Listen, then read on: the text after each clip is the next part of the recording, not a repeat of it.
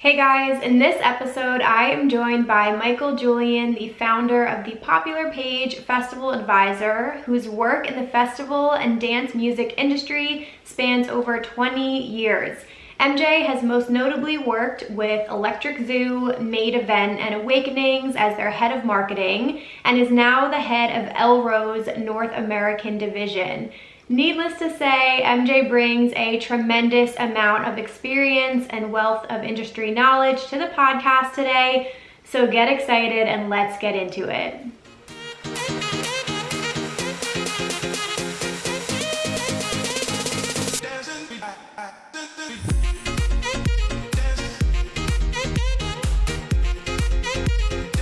What is up, you guys? Welcome back to Rave Culture Cast, your weekly guide to the EDM community, music festivals, and more. I am your host, Emma Capotis. Happy Wednesday, fam. I am so pumped to finally put this episode out. You guys have no idea. Today marks, I guess you could say, the start of a new chapter in more ways than one. A lot of things have been going on behind the scenes that I have been quietly working on, and today, I'm going to share a very big announcement with you, so you have to stick around till the end of this interview to find out more about that, but it's really, really exciting. Nothing changing here on Rave Culture Cast, but just some cool new opportunities, which leads me to today's guest. So today, like I mentioned in the intro, I have Michael Julian on, who is one of these people that is just very well known in the industry. And if you guys have been looking for a new perspective, because I definitely haven't had somebody with this much experience in the industry on the podcast yet, but if you want more insider knowledge on the industry and what it's like working in the, on the marketing behind some of the biggest events in the United States, like Made Event, all of their events, and ELROW, and Electric Zoo, and Awakenings, and so many more, yeah, today's guest is behind a lot of that. MJ, I'm just gonna jump right into things here, honestly, because I'm really excited to introduce him. But yeah, MJ's background. So he started as a promoter in the New York City area, working in the nightlife industry. I had a ton of experience there. And then, we also talk about the growth of the EDM scene in general in the United States. He's made a lot of friends and is pretty well connected, and I feel like a lot of people know each other if they've been working in the festival scene or, the dance music industry for this long. So we're gonna chat a little bit about, that growth and what it was like to see that happen, especially in the New York City area. We're gonna talk about Electric Zoo and Made Event and how both of those contributed to the growth of the EDM scene in New York City. We're gonna talk a little bit about international events versus American events. Most notably, he is the head of ELROW's North American division, which is an international, immersive experience that they brought to the United States for an American audience. So we talk a lot about that. If any of you guys have ever experienced an ELROW event, I'm sure you know how crazy and over the top they are. And we talk about so much more. Honestly, he's so interesting, and I was super honored to have him on here. And I just think you guys are really gonna enjoy hearing his perspective and some of the stories that he has to tell. So before we dive into that, and give him a follow, of course. You can connect with him on social media at The One and Only on Instagram and Twitter. And again, he founded Festival Advisor, which some of you guys might follow on Instagram. They do a ton of fun stuff for festival fans and EDM fans, so at Festival Advisor. And the newest member of the family, at Festival Insider, is something I'll talk about a little bit later, but that's more like industry news and things like that, and he's working on building that up right now. So definitely stay in touch with Festival Insider if you guys are interested. Okay, before we dive into the interview really quickly, you guys know the drill. If you are enjoying the podcast, I would very much appreciate you sharing it with somebody today. Make it your Instagram stories, tag at Rave Culture Cast, send a link to your Rave fam, whatever it may be, tweet it out.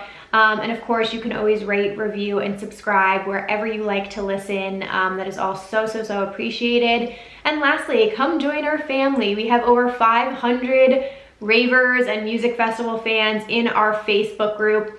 It is so much fun. I love just throwing like random links and popping in there all the time. So Definitely, if you guys are not a part of it already yet, you should be. You don't want to miss out on the conversations happening over there. So there's always a link in the show notes if you guys want to connect with us on Facebook. Alrighty, and the last thing I'm going to say here is our affirmation of the week. So this is basically like a new segment I started. I'm really into affirmations. They're basically something you can just, say out loud, write it down. Just you're putting something out into the universe, and we're sort of like manifesting here. So the one I picked this week is I create my own destiny. I create my own destiny. Again, say it out loud, write it down, whatever you guys want to do. This one I thought was really important because if you want something, you have to go out and get it. No one is going to do it for you. No one is going to put in the work. You have to find that drive within yourself to do something.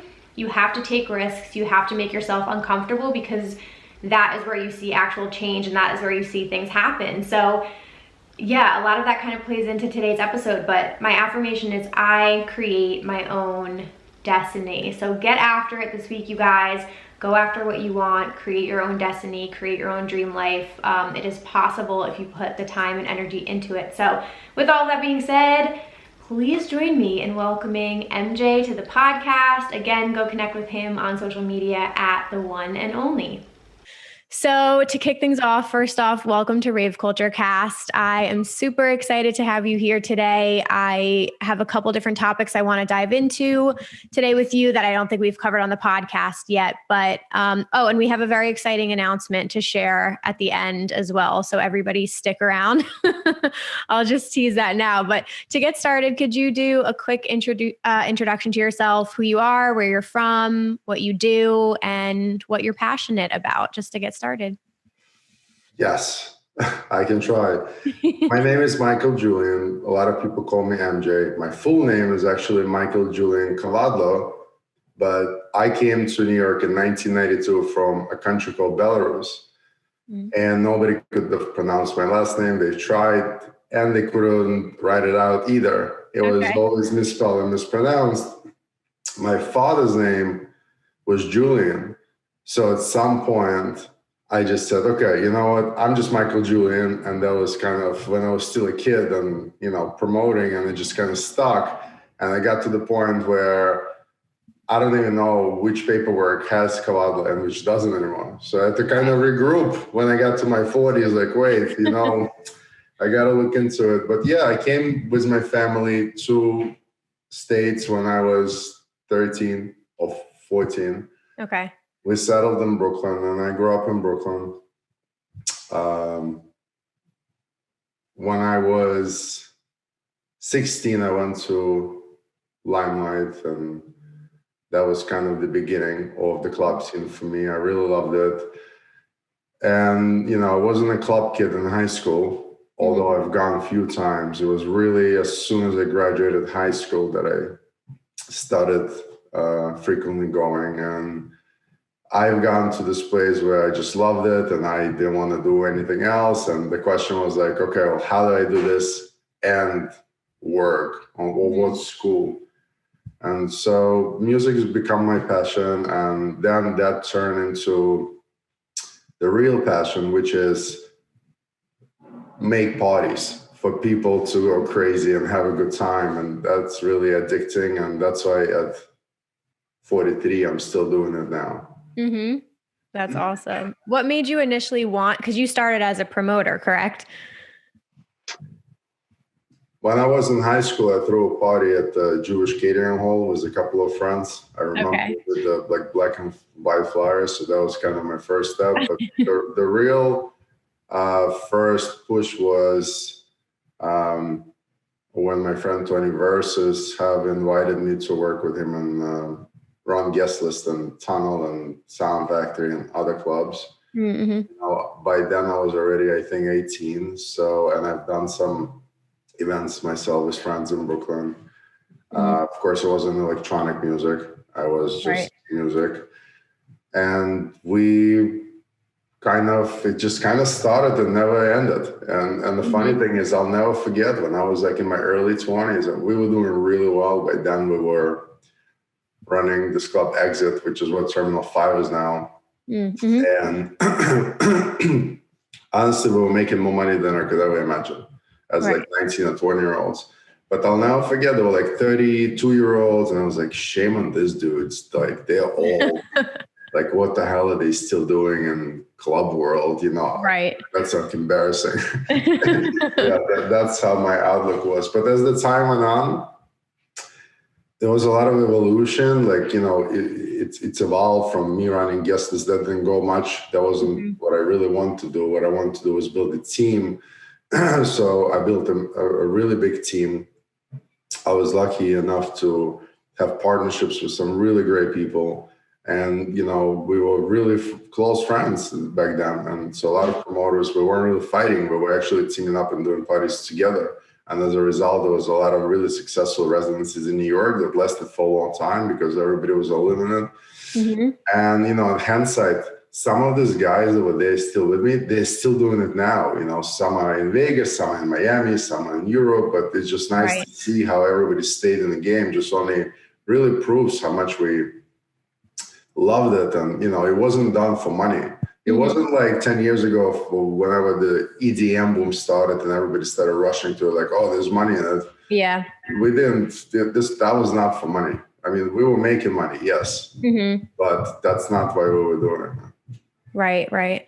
And you just mentioned a couple other big cities. I know you've been in New York the whole time, but what has it been like to see the nightlife scene / like the EDM scene grow in Manhattan and Brooklyn?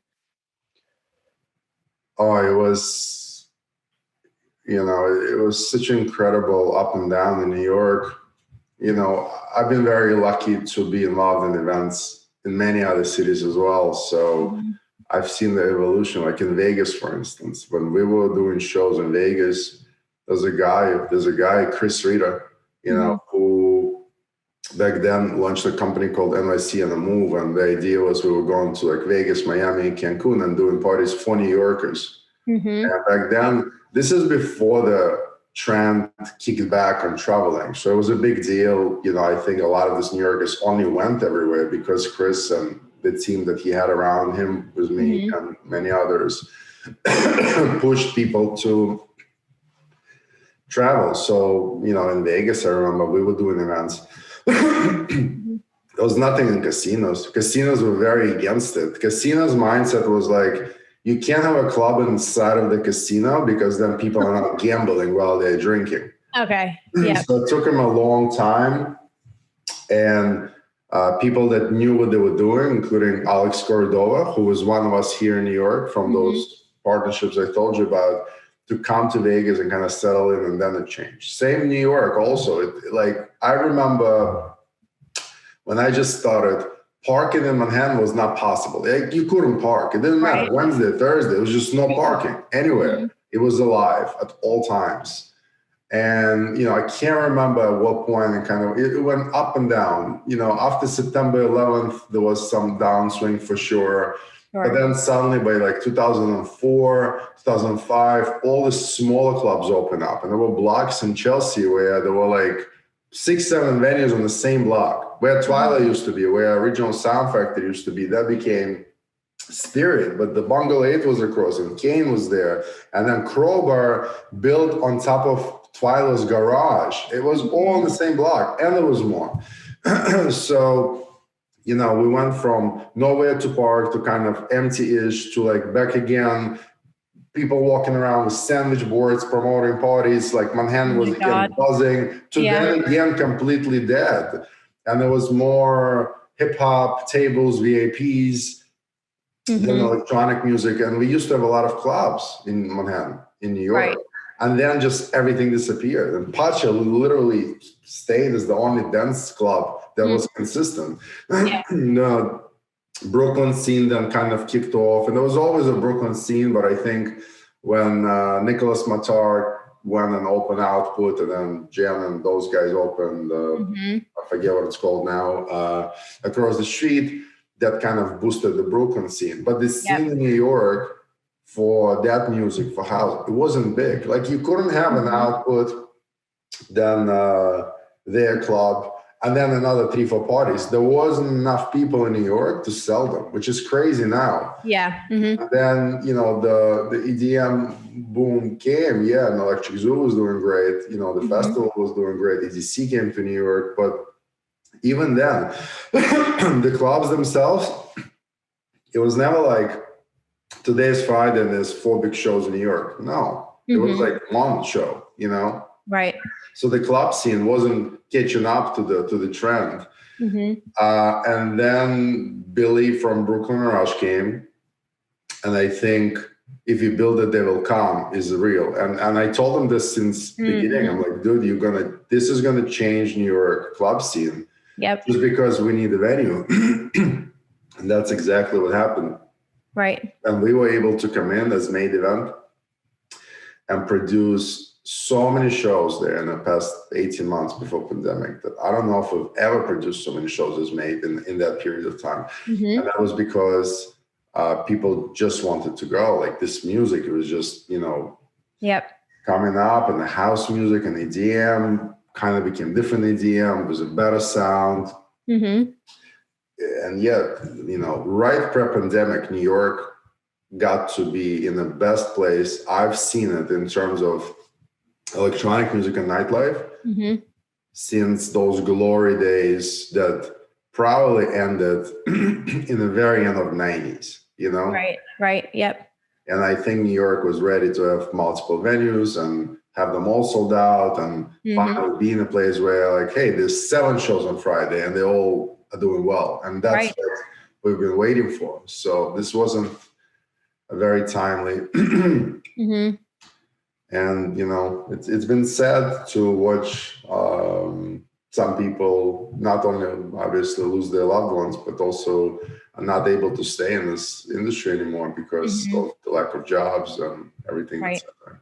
Right. No, I 100% agree with you. I think I was going to almost once a month or at least once every other month a show at Avant Garden or the Brooklyn Mirage, which completely transformed how it was there. Do you have a preference between, you have in New York City, like the nightclubs, like Lavo and things like that. And then you started to see the Brooklyn warehouses start to take off. Output was one of my favorite clubs. I'm so sad that closed, but do you have a preference over the warehouse shows versus more of like a club life?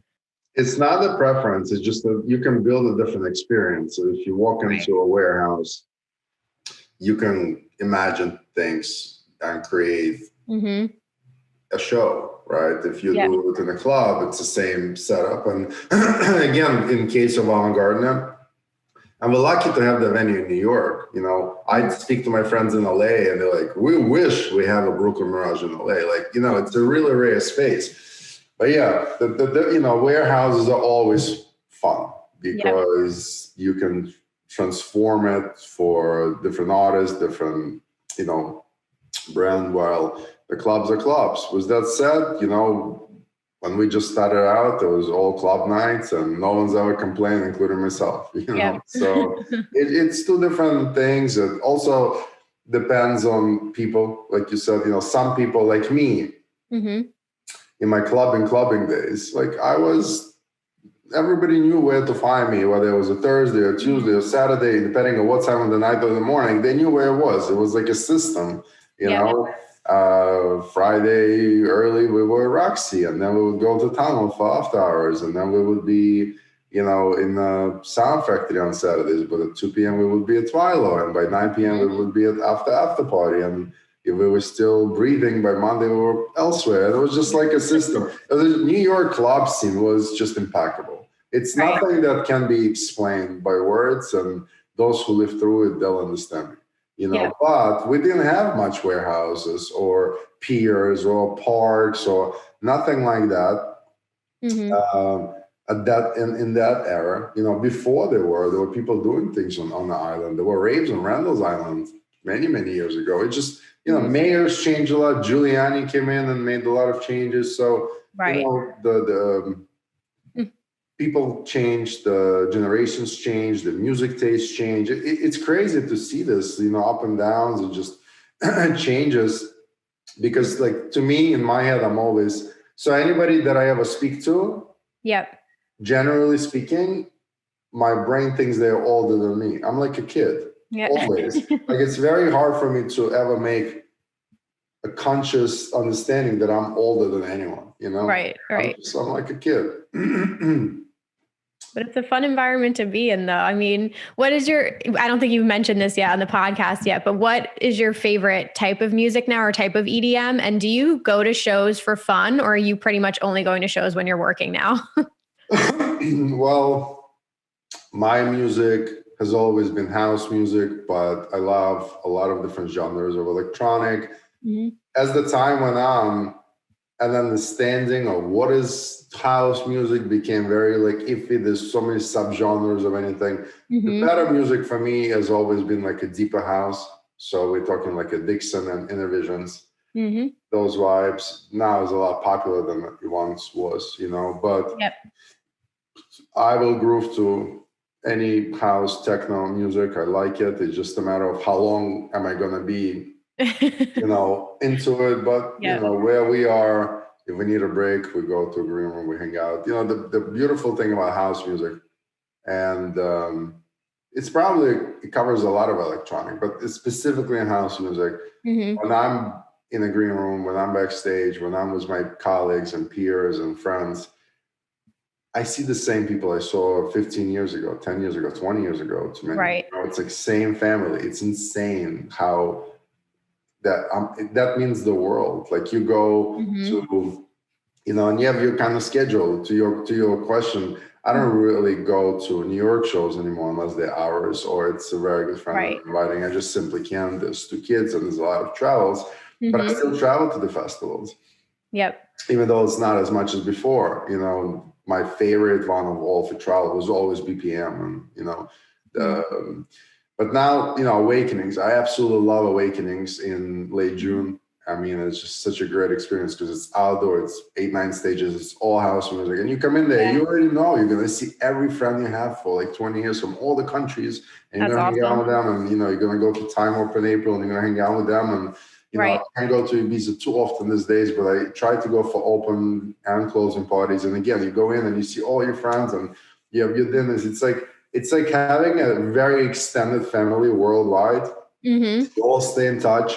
You know, we may not talk for 4 months at a time, but then like we connect, and you know, it's one of those, you make those bonds. They never meant to be broken. People have kids and grow up, or some people like me who don't grow up and have kids. But you know, we stay friends, and people evolve. It's very, it's a good feeling to see when we get together and the promoters and the owners of different festivals, and you know, we're having these conversations over dinner, and they're not talking about how do we sell tickets or what DJ we're gonna book. We're talking about, hey, we have all these people now that they follow us, they listen to us. How do we use this power to inspire them for things that are important? Like, how do we take sustainability to a place where people understand why it's so important to take care of Earth, or you know, health? How do we teach the kids to take care of themselves? Like, okay, great, you come, you're Rave, we got you. But there's so many things, and you know, people that have been doing this, especially those that were lucky enough to sell their brands and already monetize, they're still doing it. It's like love that never goes away. It's like loving your own kid. It's real. And that's why you see this people stay in, you know? Mm-hmm. Yep. I just thought of a question. I feel like you'll have a good opinion on this topic, but you know, post-COVID, when events come back, you just mentioned 2 festivals that I haven't been to yet, but how do you feel about people or fans who attend the same events over and over again versus branching out to either travel and do ones that are abroad and things like that? I know you own Festival Advisor, which has great tips and advice for people who want to travel. But yeah, how do you feel about attending the same ones over and over again versus doing new ones?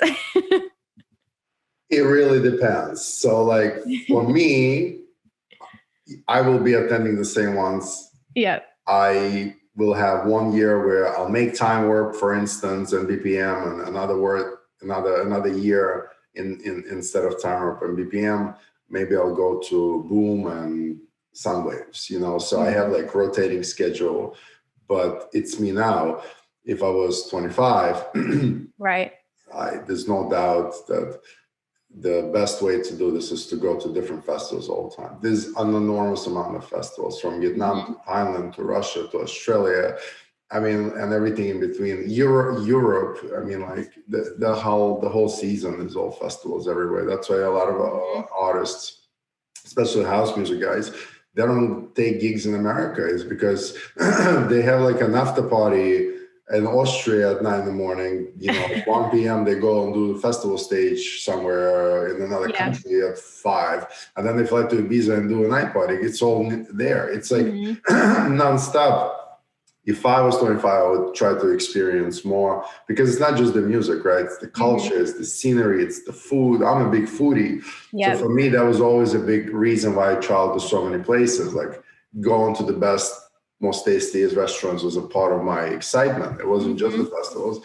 And I always felt that, you know, the fans don't realize that if they don't fly in on a Friday and don't leave on a Sunday just to do that festival thing, they go on a Wednesday and leave on a Tuesday. Hey, zip line, watch whales, do culinary experiences, go and travel the world, climb the mountains, do whatever, and then in the middle go to the festivals. So, you know, when we'll launch Festival Advisor, that'll be my intention, to like kind of inspire people to create this travel adventure culture, like have adventures. Because if you're going to the same place, let's be honest, most of the headliners will always be the same also. Like how many times can you attend the same festival?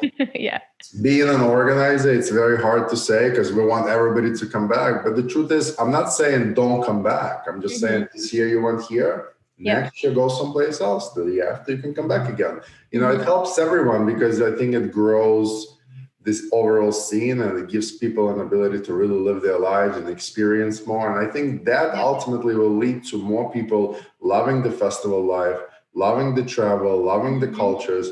And I don't think festival organizers will lose out, you know. And also, if the festival is great, and I'm a fan, and I had a great experience, the biggest favor I can do to you is not actually return. That's obviously good, but tell others, like, hey, this was a great festival. Have you been? No, I highly recommend. That doesn't mean I have to come back.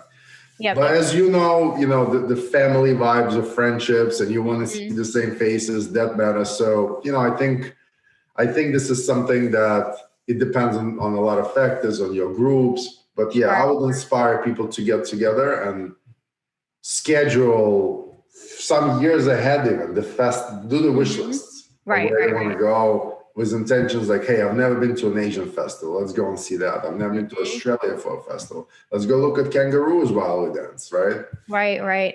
No, I completely agree with you. I think it's cool too. Some of the festivals, like I know Tomorrowland has like a global journey package, which you can tack on traveling and then go with a group, which I think is helpful too, if people like don't want to plan their own itineraries. But I completely agree. I think after this too, everybody just is going to want to travel the world and want to like tack on experiences to their events. So I will definitely be looking at Festival Advisor. But speaking of your own events, I definitely want to dive into those.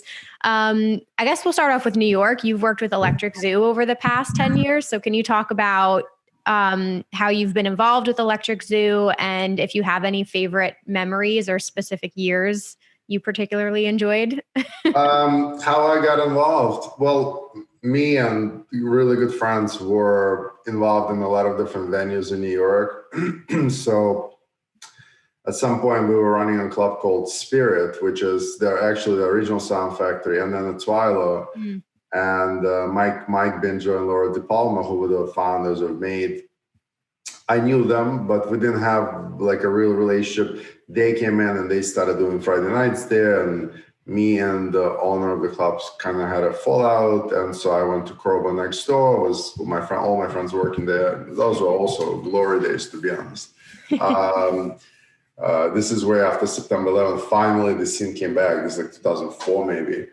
But Mike continued doing really great shows, and I still had I had built a really big team by then. So me and Mike had a conversation, and I started helping out with some of the shows, because I had a street team, and we would just integrate my street team for the Made shows. I really liked their vision. And then, you know, one day Mike basically explained to me where he's going, and the vision of really big production, no money spared, and the vision of coming out and creating festivals and doing, events in the special venues, that was very inspiring. And I was tired of doing clubs. I mean, we were doing 5-6 nights a week. It's not like now, Friday and Saturday. There was a party every night of the week we were doing. And, there were nights where we were doing multiple parties, right? And after hours. So for me, by then I was married, and,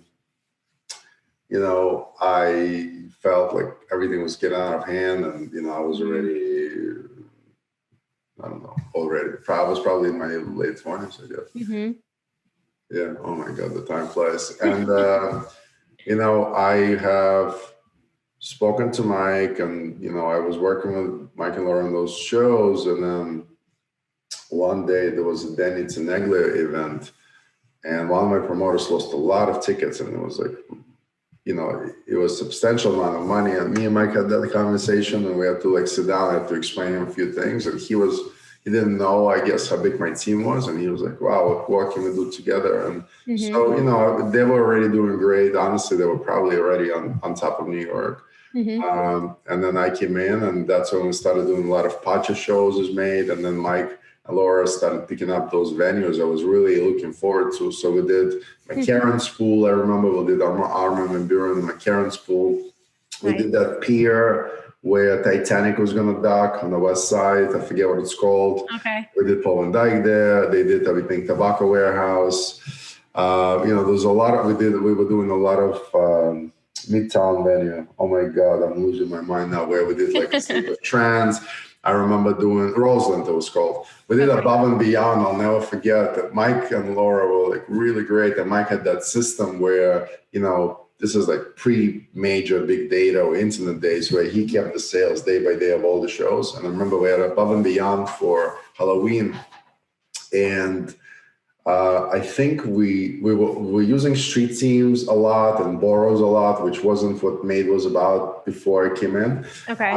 And I think the internet was kind of picking up, and Mike thought that we're gonna flop that show with Above and Beyond because just the numbers weren't there. Sure. And I was like, Mike, this is not the same world. I'm telling you, with the internet, things are really changing. I can feel it, and we sold out, and that was shocking because there was never spikes like this where suddenly we just sold 30% of the event in 2 days for a show like that. It was expensive. Wow. And that's why I really got to start focusing on the internet. And, I had a friend who was very successful. His name is Gene.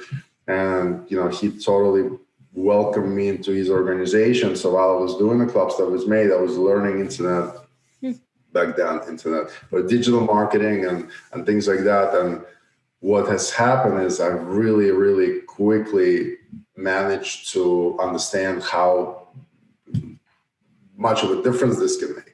Right. And so when Mike and Laura were ready to share with me that they got on the Randall's Island to do the first Electric Zoo, I'm like, dude, screw posters, radio, flyers, none of it. I know how we're going to sell it, internet.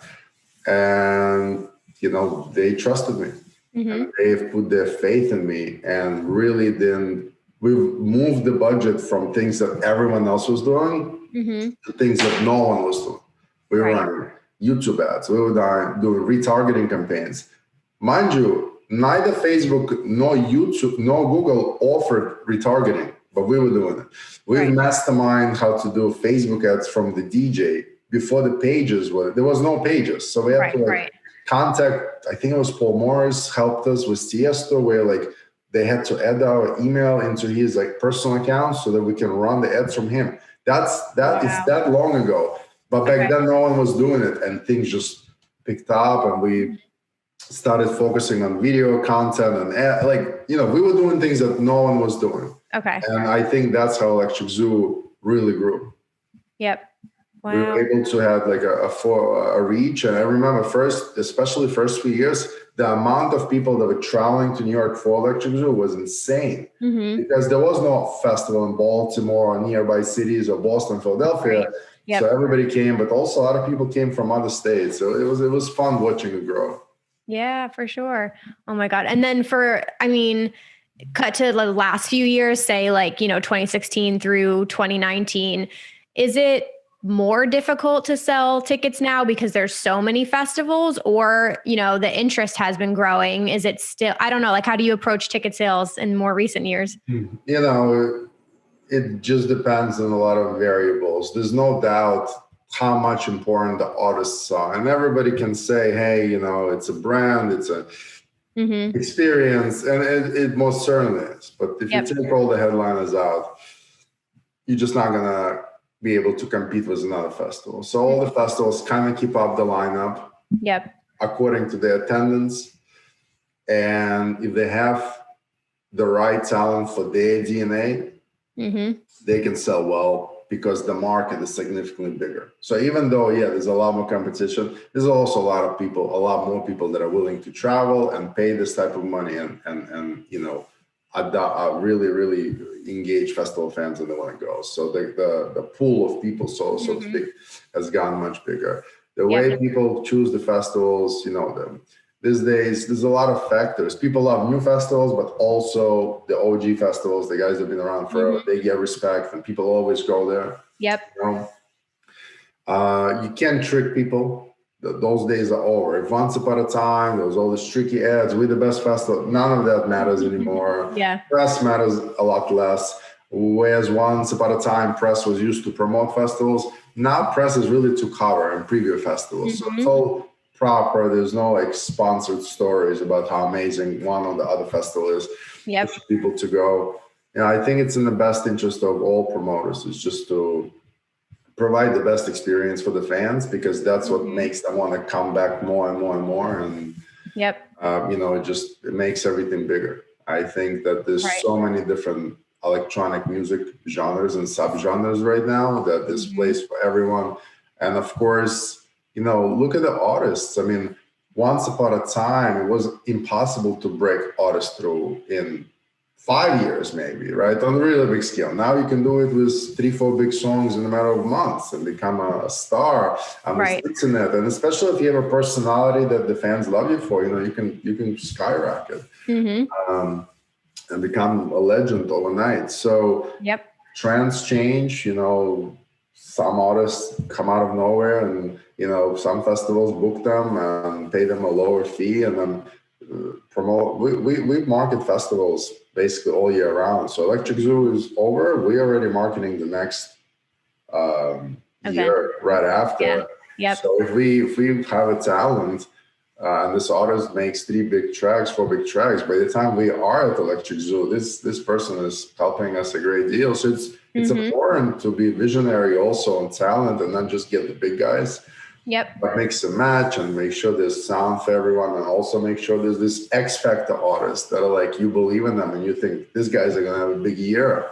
You put them in the lineup. So, the biggest difference is, whereas before a lot of the festivals were just starting out, so there was a lot of like trying and pushing. I think now a lot of festivals have been around enough for people to know what they represent and what they can expect. And it becomes a little more about the talent, just because, people already know what to expect.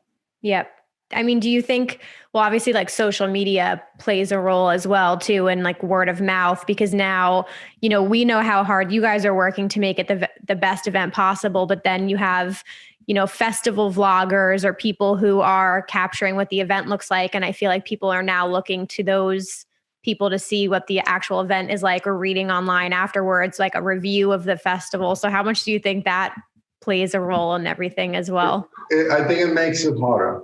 So a very important understanding that I've developed since the beginning of being a promoter is that every experience, every festival is made for a specific audience. So if you're doing a techno festival, it's likely you're going to have dark environment, lasers, and that's what the techno crowd will want. But if you're doing like a tropical house, that's not what you're looking for, right? It's going to be like a different environment. So I think I think I lost the track of thoughts. No, you're good. About social media and people. Oh, yeah. So my point is like, okay, well, I can go to a festival tomorrow and love it. Mm-hmm. I'm going to go on social media. I'm going to tell everybody how great it is because I had the best experience. Right. But just because I loved it means nothing for you. Will you love it?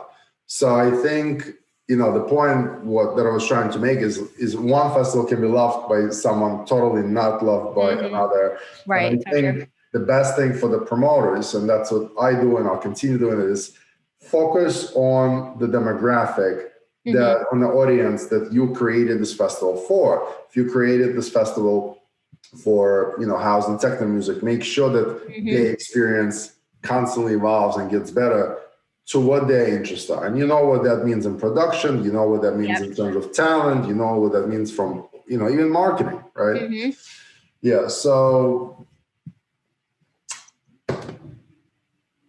I think social media is great, but also can be confusing because it can just make people think that this isn't for them. And I think the only way to deal with it is to just travel or follow the people or listen to the advice of people that are not just popular, but that you share a lot of interests and values with them. Because if they like it, you like it. It's like a Amazon recommendation system, but in a different way, Yeah, no, that's so true. And you're very big on experiences too. I want to talk a little bit about ELROW as well. Can you describe ELROW to somebody who's never been to an event? So it's a craziness. You're standing in the middle, and if everything is right, you are surrounded by this immersive experience. You look to your right, there's a giant giraffe. You look to your left, there's some other crazy dudes. You look in front of you, and you can't tell if these people are part of the show or they just ravers dancing, and there's a really uplifting house music. There's confetti's flying everywhere. There's like priests dancing on the stage. I kid you not. It's craziness. And it's craziness because the founders of the brand are crazy in the best way possible. They're very humorous. They're very creative. And their mission is just to create something no one else has, where the fan is the centerpiece, immersive experience. The music matters a great deal. Without proper uplifting music, ELROW doesn't work. But who plays the music is irrelevant. ELROW does not sell the tickets to the fans based on who is on the lineup. The brand respects the talent, loves to work with everyone whose music makes sense to the show. So a lot of great artists are working with it. But in essence, we can put one guy, one resident, and as long as he'll play that music, the fans will have a great time because it's not about who's playing, who's behind the decks, So, and it's just like, it's different shows. It's different. It's like, Cirque du Soleil meets like house music with a component of like Broadway show and a festival. Right. It's worth experiencing for everyone at least once. And then, if you love it, come back. And if you don't love it, it'll be a unique experience. Nobody ever regrets going to ELROW. Right. Well, you brought it to, I was going to say, it was at Electric Zoo as well, which was a good introduction for people who may not have experienced it, because I remember seeing the tent fully decorated. It's crazy right now. Hindsight, I think about it. It's actually very risky. So the one thing about ELROW, if it's not properly set up, if it's not in a specific environment, if the production is not set up to fit that space, then it doesn't work as well. It really has to be properly done. That's why so much goes into planning, and so many people are traveling and involved in setting up every show. But it was a great introduction to the market, and I think the follow-ups to it were really meaningful. And the very first ELROW took place in this small venue in Manhattan. I forget the name. It was 800 people. It sold out. They had it was resident DJs and a couple of friends. Wow, We sold out, and then it went from 800 to like 4,300 the next year because I think people got it.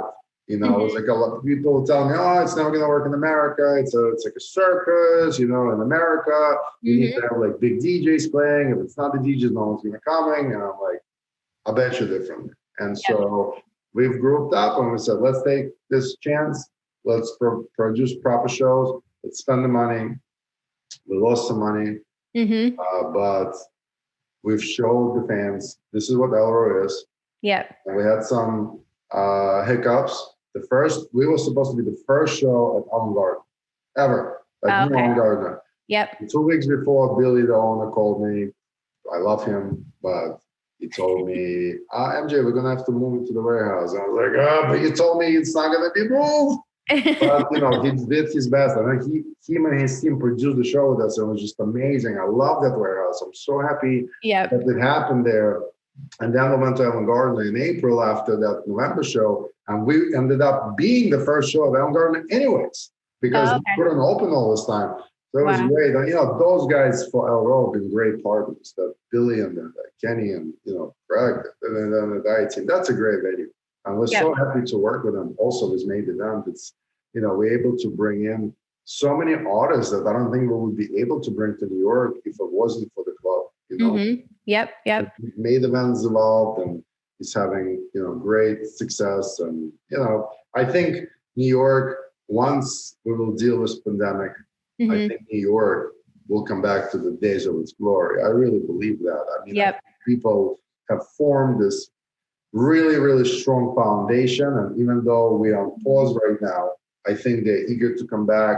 And all the live streams, there's a lot of haters, a lot of memes, like, how many live streams can DJ do? Listen, it makes a difference. People are listening to the music. Spotify is playing a huge role in the growth of music right now. People are listening to the sets on SoundCloud. That's what I do, right? I still do that work. I got SoundCloud sets. Now it's really all the sets are virtual sets, so I understand who's playing who. Every time I hear a track I don't know, I Shazam it. I go to Spotify. I add it to a Spotify list. I even started doing my own Spotify list called Amakazi 21, where I'm just like Amakazi and like a sushi. You want it, you're gonna eat what I give you, and 21 because it's 21 tracks a week.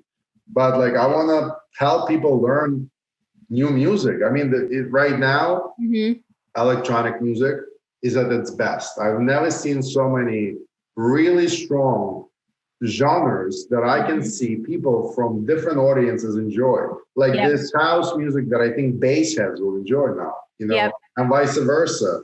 The electronic commercial music has become a lot more mellow. It almost blends with deep house in a way. And house music, there's guys like Chris Lake and Fisher that are so successful, and Bresk, so many guys on that, like a little bit like Pumper.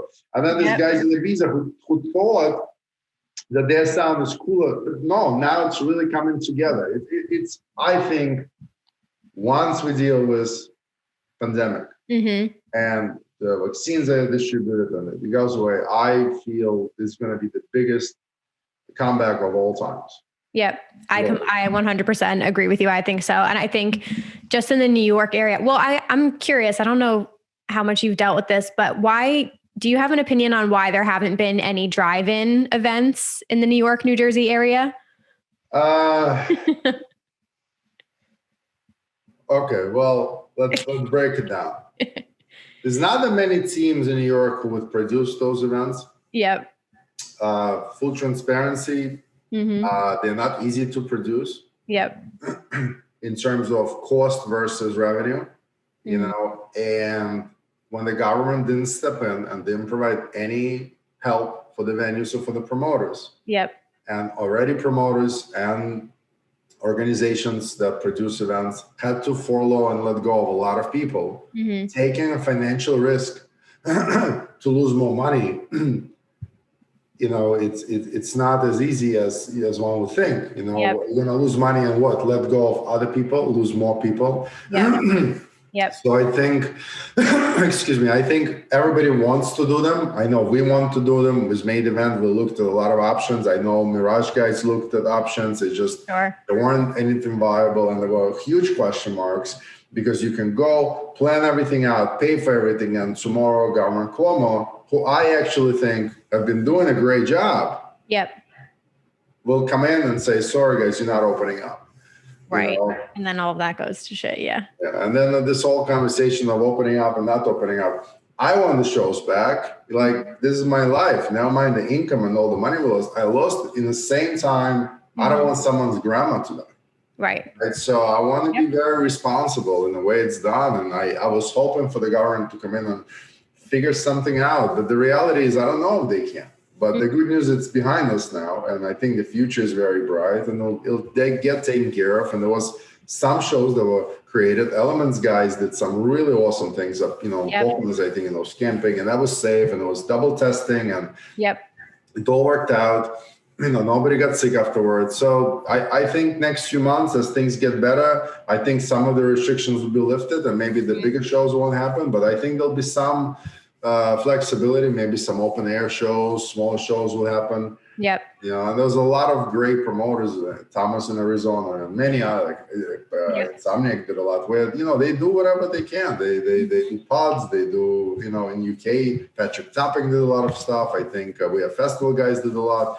We all try.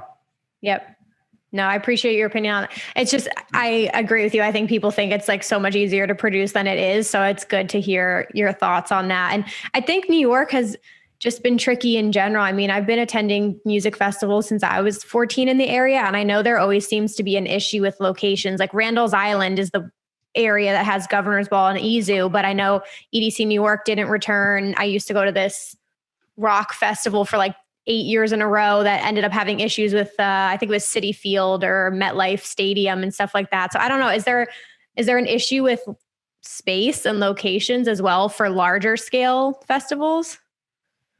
Well,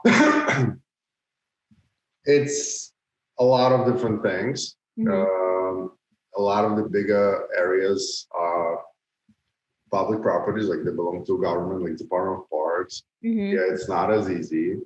I think that for where we are in New York right now, I think the amount of festivals and clubs is in a good place. Too many wouldn't work. I mean, this Halloween in New York has become, a destination. So a lot of my industry friends are now, instead of going to London or wherever they used to go, coming to New York because, there's always the City Fox Festival, Circle Loco happens, with ELROW, There's a lot of things that happen on Halloween. So I think New York is on the map. For New Year's, more people are coming from New York now that I've seen in many years. And I think there's going to be a place for more, smaller festivals soon and more venues, but I think right now, it's not easy to produce a festival. It's a full-time job. It takes an entire year to plan everything out.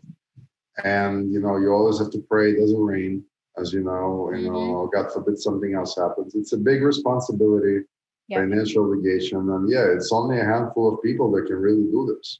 That's why you don't see everyone just jumping in and doing it. Well, I know I only have you for a couple more minutes here. So I did want to ask you at the end here about if somebody listening wants to get into this industry, do you recommend a certain path that they take or any advice? Obviously it's much harder now, but I know you said you see a lot of the same people all the time. So are there still opportunities for new people to come in? There's a lot of opportunities. There's going to be more of them as the scene grows. I think the number one advice I have I have a lot of people that are messaging me and emailing me, and I'm very humbled to, see such overwhelming, like, thank you so much. Thank you for what you guys do. How do we do what you do? Is the question that everyone asks. And I think it's been like this always.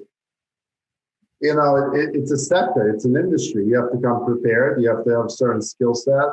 You have to be able to work more hours than in any other sector, I think. I'm sure there's something that requires even more, but it's one of the most work. You can't do this if you're planning to do a 9 to 5 or 10 to 6. It's all year, all day around. And if you want to make it, you have to identify what your skill is and you have to evolve it. So that you have the expertise that people need, and then you'll be a part of this the ecosystem where you can work for different festivals, different clubs. You can change jobs. Don't expect to just come in and like, oh my God, I love it. I want to do it so badly, and now can get to take pictures on Instagram and show it to my friends. And that's what I think a lot of people are trying to get into it for. This isn't how it works. It's a job, just like a job you would have with any other sector. You have to do it really well. You have to be creative, innovative, organized, and everything in between. But I think if you want to get into it because you love it, identify who you are. What are you? You can be an accountant and work in finance in live events and be able to go to more events and be a part of a team that produce it, right? Just identify who you are, what your skill is, set your goals, and then pick yourself a career path, right? A lot of people want to jump right in and go work with us at Electric Zoo. I'm like, slow down. Yeah. Work for a record label, maybe work for Spotify, maybe work for music tech, maybe work for the artist management, maybe work for the talent agency. Really learn 360, understand how it works. And then if you want to commit and you think this is for you, and have the stamina to not sleep sometimes days in a row and really, really do it, then decide what your career path is, start it, and you can always optimize and study, always learn and, discover, take classes, make sure you have a mentor who can help you and then you grow. Awesome. I think a lot of people are going to appreciate that advice. And I think because of the popularity of festivals and things like that, I think there's so many more people that want to have jobs. And, you only think of like the big things like work for Live Nation or something like that. But I think there's so many other avenues to get in there. And I want to chat a little bit at the end here. This has been amazing talking to you. I feel like you have so much more advice and stories to give. So do you want to talk a little bit about our next collaboration that we're going to be doing together? Yeah, I think that was a good question to ask in the end. So the thing is, because I have been able to answer a lot of people and given them how I would get into music and live events, I think what would be more interesting than me answering is to invite guests that have been around, had a journey, and have become well-known experts. There's people that can tell their stories and can further explain to people why this industry is great and what's inspiring and why they love it, but also what are the challenges and how to overcome them. And so I'm very happy to do a Festival Insider podcast with you. I think we'll do a good tech team. You will hate me very quickly. I'm going to get very annoying, but it'll be fun. And we'll invite some really great friends and they'll tell their stories. And I think everybody will appreciate it. And, I think why I love the idea is I know for sure that I would listen to this. So I know the industry will be tuning in, but also the fans will be tuning in. And I hope it grows into something real because, I think we come from two different perspectives. And I think you and I would make it so that both sides really understand and, it'll be fun. I'm looking forward to it. Same here. No, I'm so excited. And for anybody listening, I feel like this podcast is a little bit more community oriented, I would say. And this Festival Insider is more like industry professionals and even festival goers who want an even closer look into what this industry is all about. And we're going to talk about so many other topics, but there's going to be some really, really interesting guests coming on that. So that we don't have an official date yet, but will be launching in February. Buy insiders. Exactly. Yes. No, I think it's going to be so fun. And lastly, is there anything else you want to plug or where can people connect with you online? The one and only.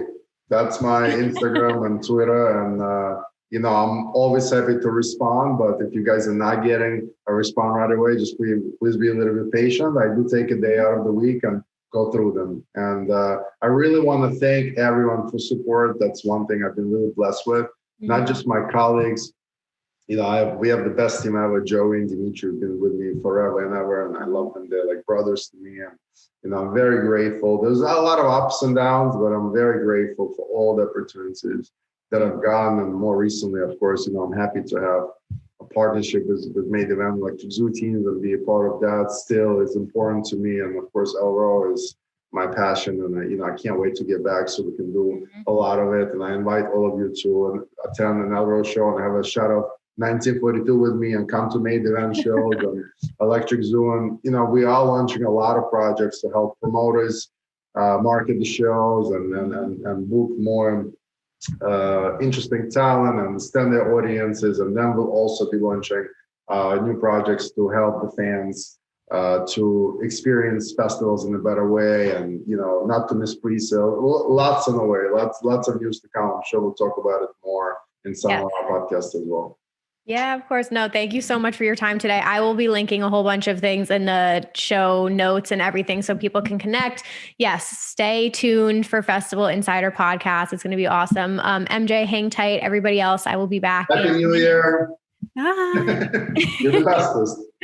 Alrighty, you guys, welcome back. I hope you enjoyed that interview with MJ. I genuinely loved learning more about him, and just I think these topics are super interesting to talk about, and I don't normally get to ask these types of questions, so I'm glad I got to get some questions in there, especially about the drive-in events and Electric Zoo's growth and ELROW. All of this stuff is super interesting, and I hope you enjoyed that exciting announcement. I just wanted to talk about it a little bit more to fill you guys in on what's been going on, but yes, we are starting a new podcast together.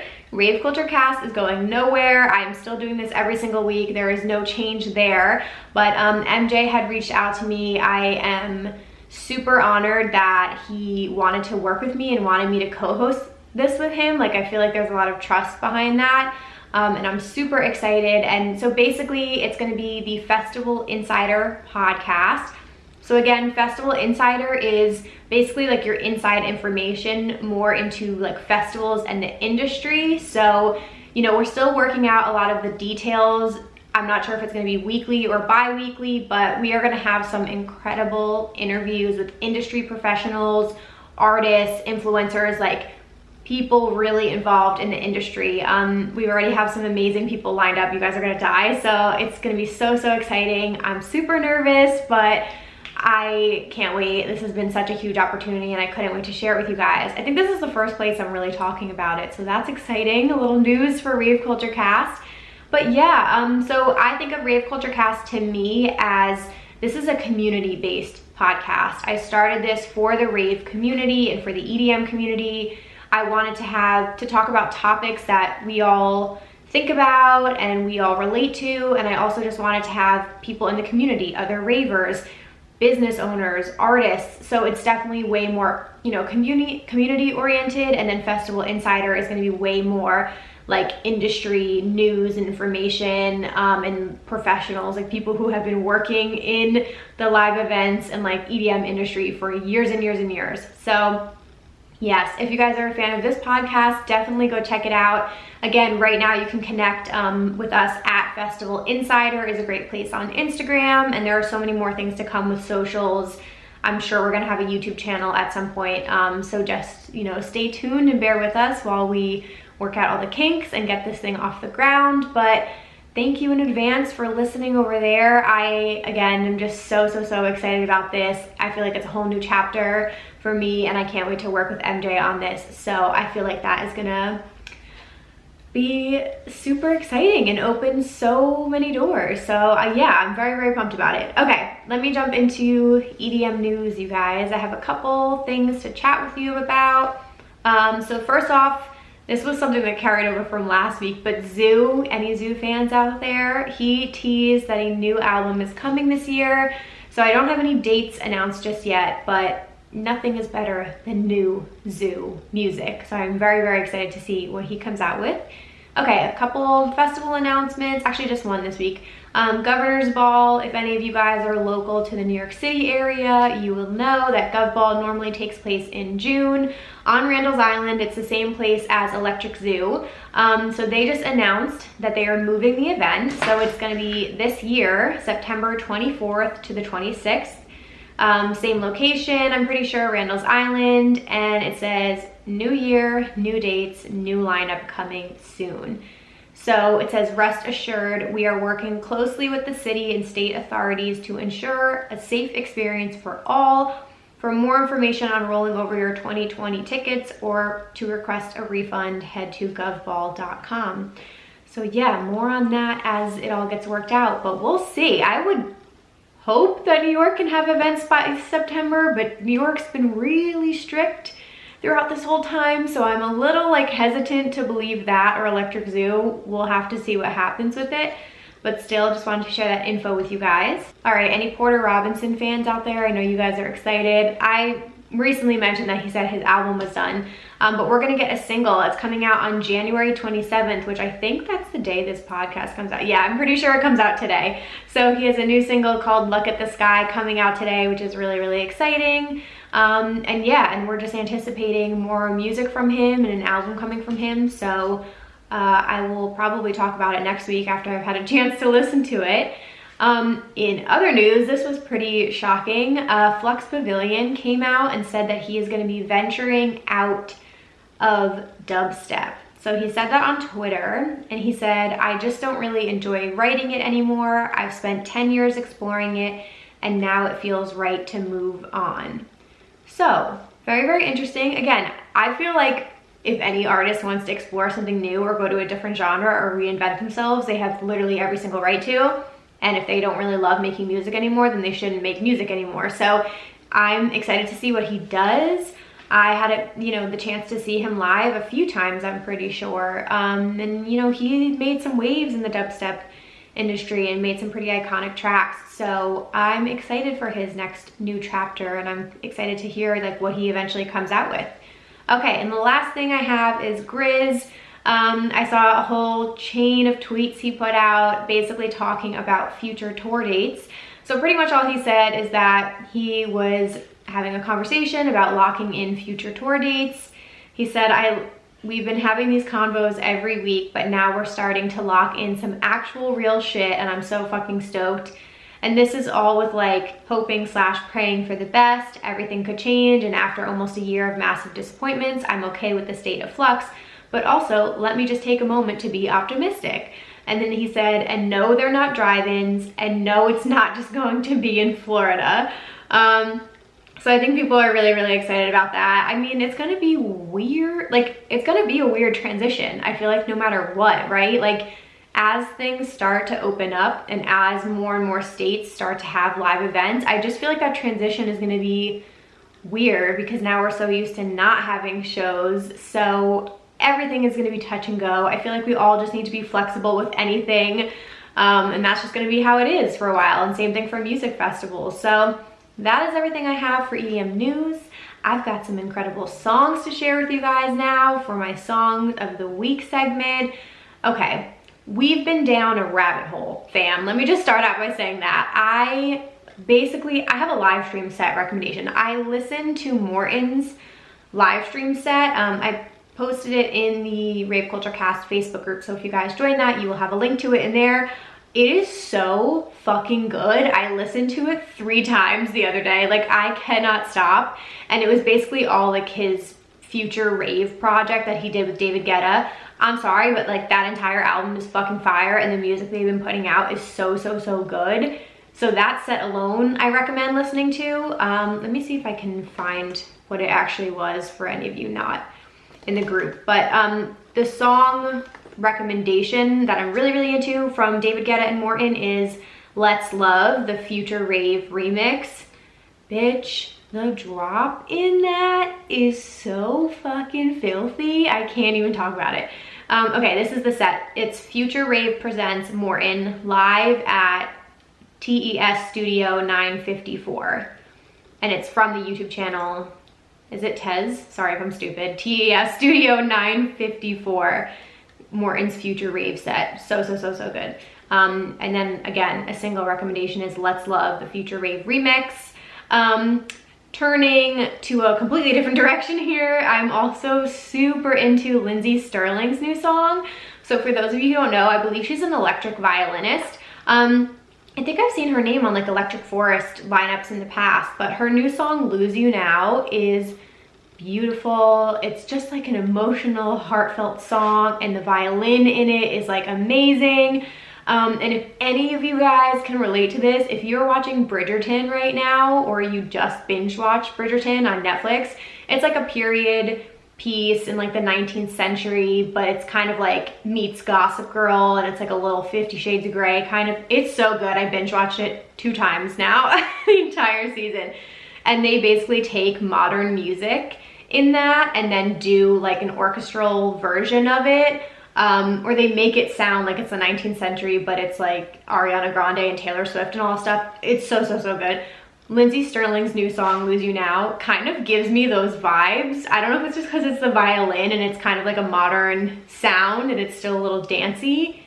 Anyway, tangent over. I'm completely obsessed, so listen to that. And lastly, John Summit's new song, Beauty Sleep, is awesome. I love the vocals on this. It's such a catchy house track, and I've said this a bunch of times. I predicted him to be a rising artist in 2021. I think he's just like the future of house music. He is just really bringing a fun energy to house and to the genre, and I really love the live sets he's been doing, so I cannot wait for live shows to come back because I've never seen him live, and he will be one of the first sets I want to see live. So those are all of my recommendations. They will be in the show notes description on YouTube, and I can always post them in the Facebook group. But with all of that being said, you guys, that is everything. Whew, I know it's a long episode today, but thank you so much for listening. Again, a couple things at the end here. Please go connect with MJ, say hello, say Rave Culture Cast sent you. You can connect with him at the one and only on Instagram and Twitter. And again, stay tuned for more announcements about the Festival Insider podcast. You can follow at Festival Insider on Instagram.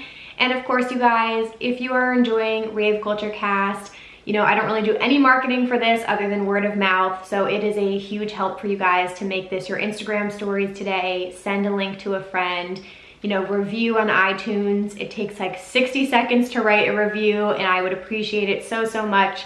So thank you guys for doing all of those things. And again, I would love to have you inside the Facebook group community, so come and join the Rave Culture Cast community over there. And with all of that being said, I hope you all have an incredible Wednesday. Again, remember the affirmation for today. I create my own destiny. Do something this week for yourself that your future self will thank you for. And on that note, thanks for watching, you guys. I will be back next Wednesday with a new episode. Bye, guys.